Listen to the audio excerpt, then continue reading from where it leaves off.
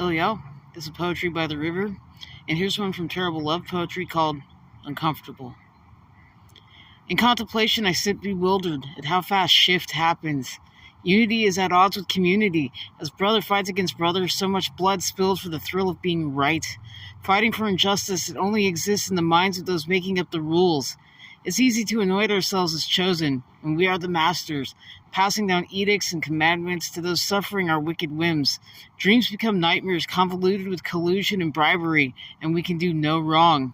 Until the script is flipped, and we find ourselves enslaved by the same covenant of blood, blindsided by the same rules, forced to kneel at the feet of those we called family, erased and subjugated by the same rhetoric, and suddenly it's unfair, unsafe, uncomfortable, crawling on our skin and binding with chains on our souls.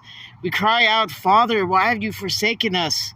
But we are not forsaken, chosen for glory, chosen for power, choosing greed and lust and the beautiful death of our souls, gone mad. It's all so much tapestry. Every thread has a purpose, especially ones that have wandered astray. And they ask, why are we uncomfortable?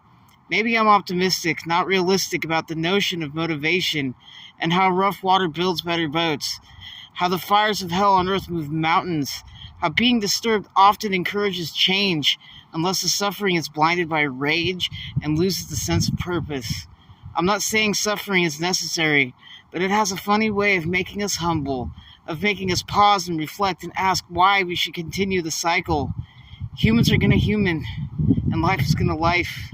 But we can build ourselves up, rise against the rage against each other, and if we must be uncomfortable, we don't need to be alone.